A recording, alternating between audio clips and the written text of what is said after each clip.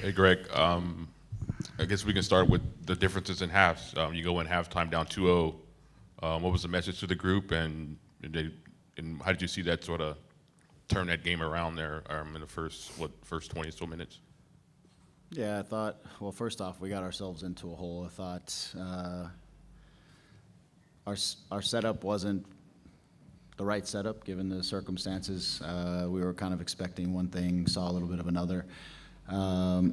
So part of it was adjusting our shape, our positioning, understanding where the spaces were, where the overloads were going to be, and the movements that I felt like even in the first half we created chances. We didn't finish them. They weren't a ton and they weren't amazing, but we created some chances, even though we were down 2-0. And so I think it was looking at the first half and saying, okay, we can't do anything about what has happened behind us, and here are the things I think we need to do, and then we just need to, raise our intensity and raise the intention. And, look, I'm not going to say everything I said in there, right? And the guys came out and they were flying. We were getting numbers in the right places. We were moving through spaces. We were moving through lines. Combination play was really good, but we weren't just standing in pockets and passing. We were moving through their lines, and that becomes incredibly difficult to deal with. When Ricky and Marco were pretty close together. Dayon was in good spots to combine at times. It just became a good collective performance in the second half. I thought we were better with the ball, right? Because in the first half it was just some losses of possession that were coming back to us, and then in the first half, Bouanga getting a lot of open space and running at Jalen it's not a great matchup. We didn't want to be in that. So just some different things that I feel like we had to adjust structurally and then see opportunity, and then the guys had to just go for it, and they did. And so it changed the momentum of the game. The first goal coming relatively early in the second half was huge because it sparked again another layer of just that belief that if you keep it up, it can come. So I'm proud of the guys because they've got punched in the mouth at the beginning, but responded, really well. You guys have fought back from 2-goal deficits before, Sure. But to do it in this atmosphere with so much on the line, what does that say about this group here? It's a group that's maturing. That's the thing that we talked about all season is, with the roster additions and the way we have kind of built the team, and then it was just about maturing together as a group competitively and having big experiences. And this was a moment that we felt was a big experience. It was an important game for us to be able to control the West, solidify a playoff spot, be at home, and then to get, like I said, to get punched in the mouth in the first, 15 minutes, to be down 2. The response, I think, just showed a lot of maturity. It showed a lot of belief, and it showed that we can execute. And the quality that was on the field stepped up and made things happen. Hey, Greg, got follow-ups on both of his. What were you expecting from LAFC?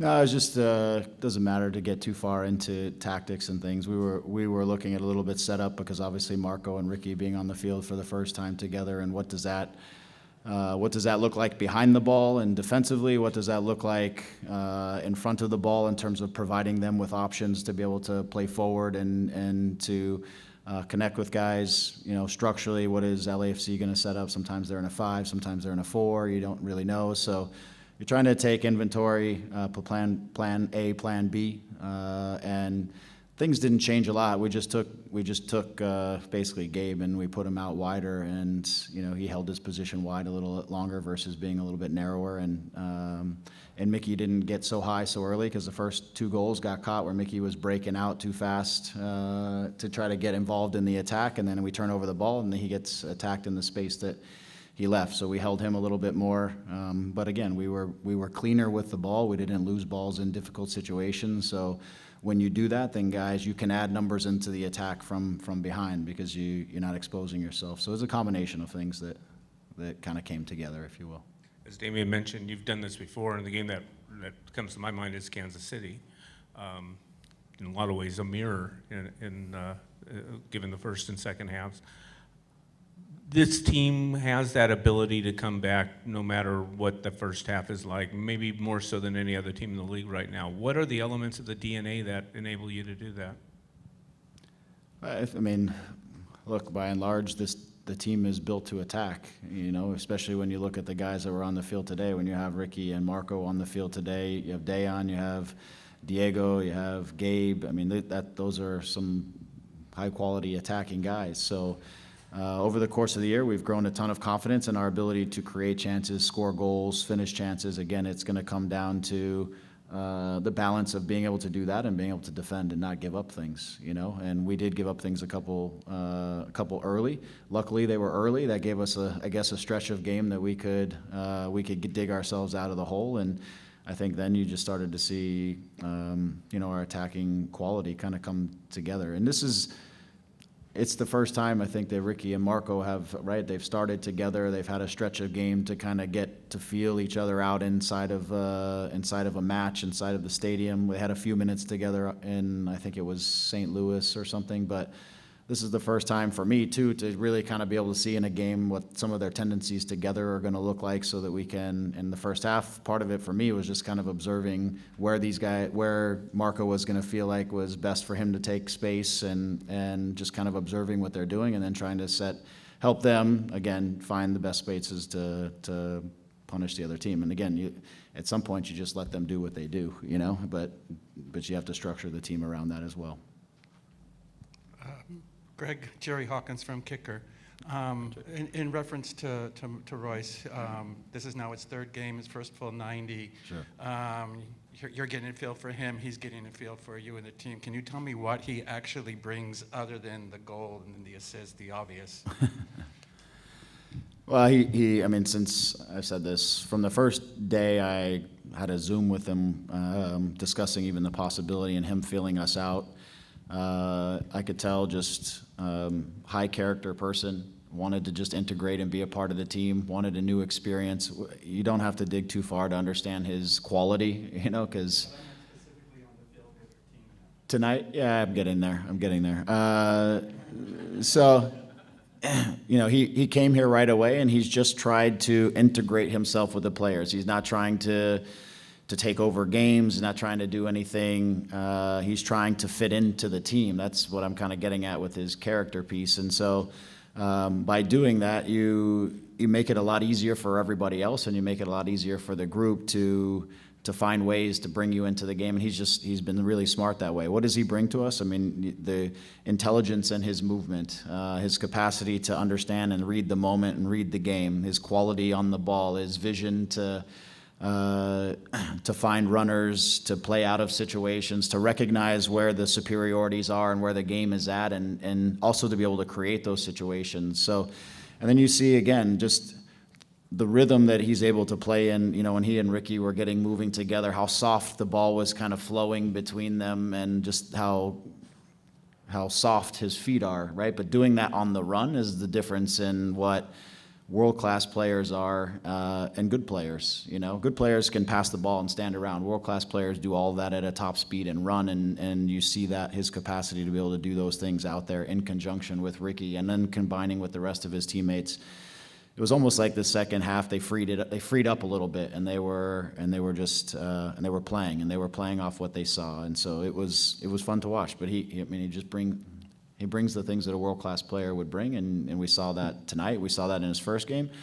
I thought he got punched in the mouth, not to use that term again, in St. Louis at 2 o'clock in the afternoon, 95 degrees. It was a welcome to the MLS moment where the conditions were really difficult. He was being man-marked around the field and trying to get used to his teammates as well. But again, in his 2 home games here, I think you see something that's just, he's a special player. Hi, Coach. Congratulations on the win. A couple quick ones. You talked about you have been able to come back a couple times this year, but this is the first time LAFC has lost when leading at halftime the entire season. Just what does that kind of give you the confidence going into playoffs where you might face another team like LAFC or LAFC again, to be able to come back against these top teams? And then, as you mentioned as well, securing that playoff spot, what does that mean for LA Galaxy this season? Yeah, I mean, first off, in terms of being able to come back against LAFC, they're a team that, what we've seen over the years, and for sure over the course of the season, they thrive when they get the first goal, because then it's almost like they invite teams onto them, and then the power and the speed that they have in transition is one of the things that makes them great. It's what hurt us in the first half.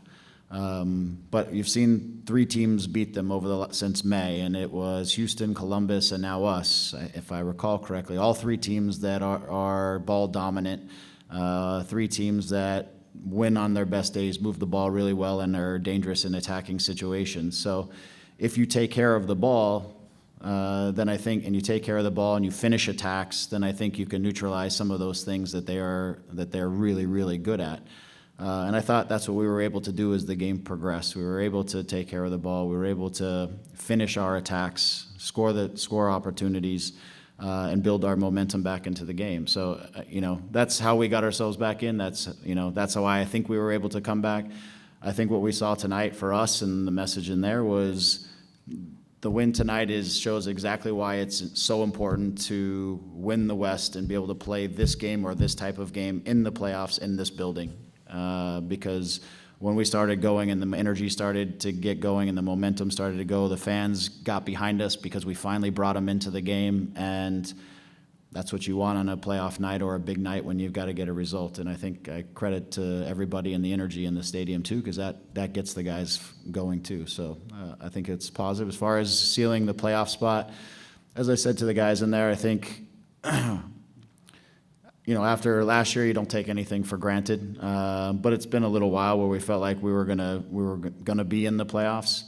And so to have that behind us, I think it's good that we get it early enough. It's behind us, but now our eyes are really set on we control our destiny and trying to win the West, which again positions us in the playoff in what I believe is the best possible scenario, which is playing here in our building, which we've done really well with over the course of this season. Yeah. Hi, Greg. So Halftime says a lot about a team, especially when they've performed so poorly in the first half. You've had some massive victories in your career, won big ones. This has to be one of the most satisfying wins of your career, playing the enemy and coming from behind and doing all of the right things in the second half. Yeah, as I said to the guys after, and for sure in my nearly 4 years here, this is one of the proudest moments, if not the proudest moment I've had of this group, this team here at the LA Galaxy. Just the response on such a big night. It was, the confidence they showed and the personality they showed in the second half was, as a coach, it was fun to watch, right? As much as it was to be a part of it, it was fun to watch. And I think, look, I don't think regular season games necessarily equate to finals and some of the things that we've been around in the past. But in terms of regular season games that are vital and important and are putting us in position, and you could probably put them up there with some playoff games. This is one that I'm just really proud of the group, and the way they came together and believed in what they're doing and believed in the mission on the night and got it done. Is that good? All right. Thanks, everyone.